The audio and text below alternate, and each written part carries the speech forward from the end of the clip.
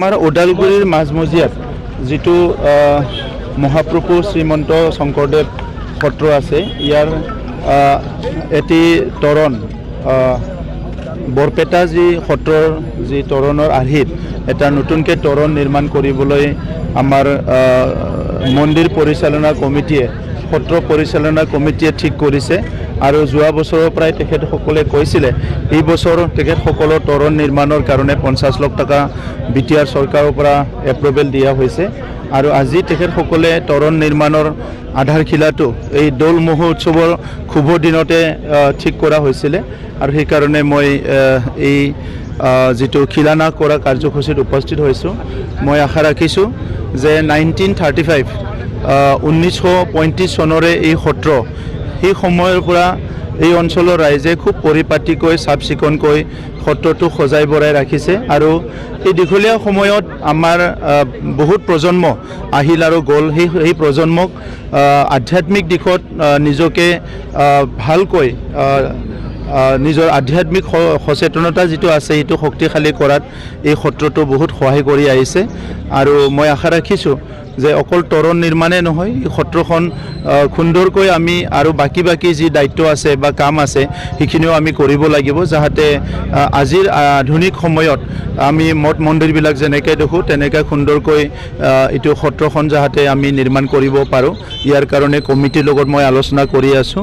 BTR অঞ্চলত আমাৰ চৰকাৰ অহাৰ পিছত আজি শান্তি স্থাপন হোৱাৰ পিছত বিভিন্ন জনগোষ্ঠীৰ ৰাইজে নিজৰ নিজৰ ধৰ্মীয় উপাসনা থলীবিলাক, নিজৰ মন্দিৰ থানচালি যোনে যেনেকৈ পূজা কৰে সেইবিলাক খুব সুন্দৰকৈ কৰাটো চবেই বিচাৰিছে।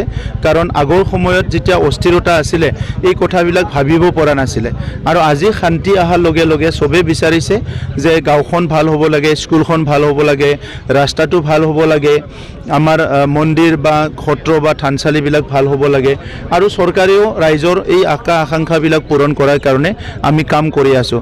1000তকৈ অধিক মন্দিৰত আমাৰ থানচালিবিলাকত এতিয়ালৈকে আমি 2 লাখ কৰি আলাৰী চৰাং বিঠাংশীৰ দ্বাৰা অনুদান দিছোঁ। আৰু কিছুমান ডাঙৰ যিবিলাক ধৰ্মীয় অনুষ্ঠান আছে তাত ক'তবা 50 লাখলৈকে 1 কোটিলৈকে দিয়া হৈছে, যাতে এই অঞ্চলৰ ৰাইজে, যিহেতু সেই অঞ্চলৰ ৰাইজৰ সেইটোৱে কেন্দ্ৰবিন্দু হয় য'ত ৰাতিপুৱাৰ পৰা গধূলি যিকি নহওক মংগলিক কাৰ্য, চাকৰিত যাওঁতে, ব্যৱসায়ত যাওঁতে সকলো ঈশ্বৰৰ নাম লয়। আৰু সেই স্থানটোৱে যদি ভালকৈ নাথাকে অলপ দুখ লগা ধৰণে হয়। তো আমি চেষ্টা কৰিছোঁ যিমান পাৰোঁ আমি এইটোত সোনকালে ঠিক কৰিব লাগে।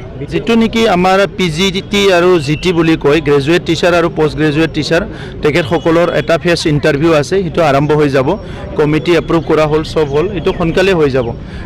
এটা 3rd গ্ৰেড আৰু 4th গ্ৰেডৰ প্ৰায় 1200 মানৰ আমাৰ ইণ্টাৰভিউৰ কাৰণে এডভাৰটাইজ হৈ গ'ল, ইহঁতৰ ইণ্টাৰভিউ হৈ যাব। কিন্তু আমি এপইণ্টমেণ্টটো একেলগে দিব বিচাৰিছোঁ, কাৰণ আৰু 1700-1800 মান পোষ্ট আমাৰ বাকী আছে।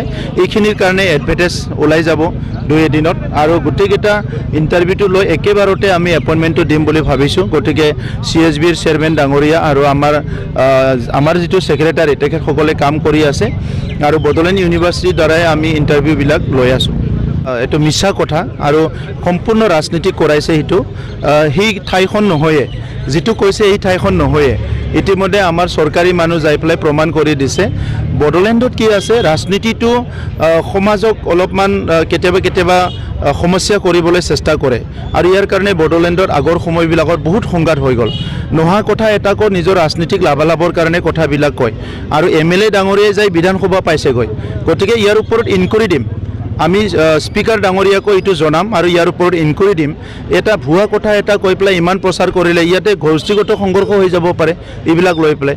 বিটিআৰত আমি চৰকাৰ অহাৰ পিছত হাজাৰ মানুহৰ, প্ৰায় 3 লাখ মানুহৰ মাটিৰ সমস্যা আমি সমাধান কৰিলোঁ। আমাৰ উদ্দেশ্যটো হৈছে চবে যিসকল ইয়াৰ খিলঞ্জীয়া হয়, ইয়াৰ ভূমিপুত্ৰ হয়, কিবা কাৰণত মাটি বাৰীৰ অধিকাৰ পোৱা নাই, সেইবিলাকক অধিকাৰ প্ৰদান কৰিব লাগে আৰু সমাজখন ভাল কৰিব লাগে।